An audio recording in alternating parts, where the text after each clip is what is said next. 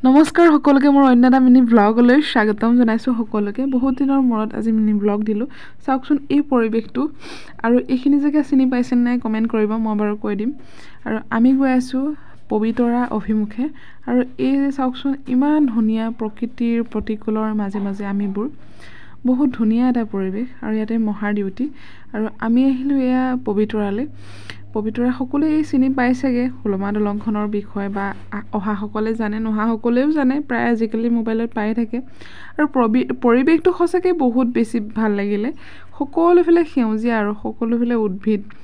জীৱ জন্তুৰ পৰা আদি কৰি আৰু এয়া চাওকচোন হাতী সঁচাকৈ জীৱ জন্তুৱেও যে মানুহক বুজি পায়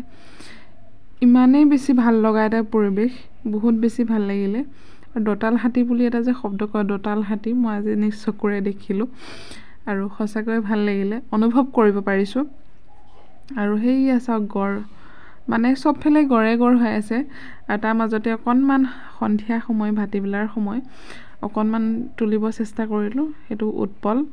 আৰু আমি সকলোৱে আজি জাৰ্ণিটো বহুত বেছি ভাল লাগিলে আৰু ঘৰলৈ উভতাৰ দিশে এতিয়া প্ৰকৃতিৰ মাজে মাজে আমি এতিয়া গৰঙা মন্দিৰ বিষয়ে সকলোৱে জানে ঐতিহাসিক গৰঙা মন্দিৰ আৰু এয়া মাহী আৰু উৎপল আমি গোটেইকেইটাই ইয়াতে দৰ্শন কৰিলোঁ যিহেতু মন্দিৰভাগ হৈছিলেই কাম সন্ধিয়া সময় আৰু তাৰপিছতে আমি আহিলোঁ এছিয়াৰ সৰ্ববৃহৎ